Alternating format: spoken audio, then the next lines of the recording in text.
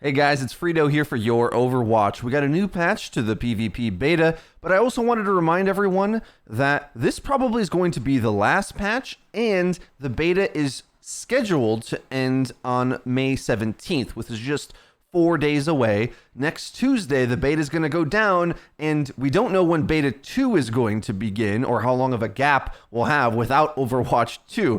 I ain't going back to 6v6, put it that way. So get your games in testing these new changes ASAP. So first patch note coming through is Baptiste's regenerative burst now heals 50 instantly and 50 over time instead of 100 over time. Additionally, the instant heal portion will be doubled on targets that are 50% or lower health.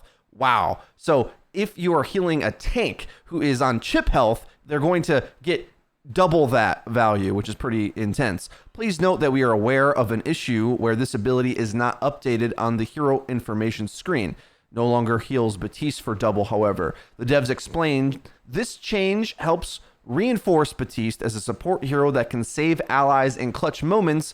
This new functionality is intended to synergize with Immortality Field, allowing for faster recovery after saving his allies or himself from imminent danger. So a big burst of damage comes through, like saving a teammate from a big ultimate. With Immortality Field, you then can burst them up quickly, especially if they are low.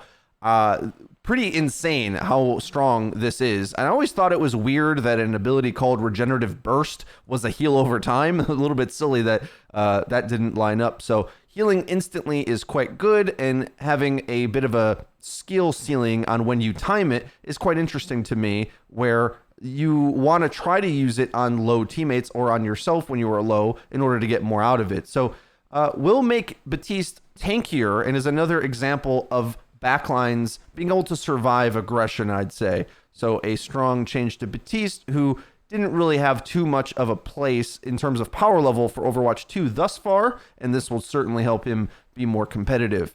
Next change is to Mercy, where you can now cancel Guardian Angel by using the crouch key. If this key is used to cancel the ability, Mercy will be launched high into the air. So this is the change that simplifies the super jump mechanic into now just a simple cancel, which feels similar to what they did with the Doomfist rework, where I was actually a little bit surprised they left in all Doomfist's abilities to be cancelable. Well, this is like a new rule set for the game where they're like, well, let's just empower player movement. It's really fun. So they're doing the same thing for Mercy. The devs explain this is an initial implementation of new functionality designed to give Mercy players more options in how they use Guardian Angel. Some Mercy players were already able to do similar boosts by using a somewhat complicated technique often referred to as super jump, where you crouch into the cancel while you're sliding. This new functionality will allow all players to more consistently perform similar boosts while the original technique is still there and remains untouched. In some ways, this new cancel boost is even stronger than the original technique, since players are able to do this at any time rather than requiring them to be near their target. This is just an initial implementation, and we're eager to get feedback on how to improve it. So a strong change to Mercy for sure, letting her traverse around the battlefield.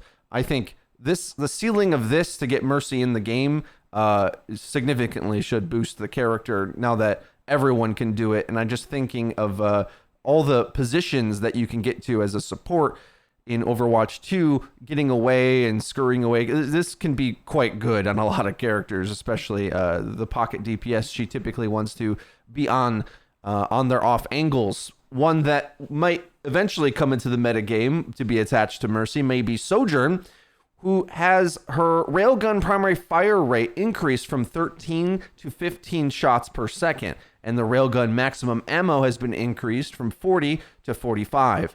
The devs explain Sojourn has been a little weak since her initial addition to the roster. While this change doesn't seem huge, increasing her fire rate increases her alternate fire charge rate and ultimate gain, as well as purely increasing her primary fire's raw DPS.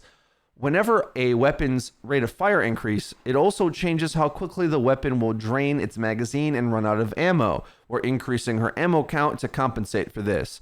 So I like this explanation because oftentimes it may be difficult for the community and sometimes even myself to read a patch note and understand what the intentions behind certain things are. And the more they do this, the more it makes sense. So their goal here is so to not change the feeling of how long it takes to run out of her ammo and needing to reload. So whether that's a power level or just a gameplay feel change is a nice thing to know. It also, we can expect her to gain her railgun shot faster because that small rate of fire increase is going to get it to charge up faster. And with more ammo, that's just a lot easier. So getting to her railgun and holding the charge and working up to it should all just be easier now, making her a little bit stronger.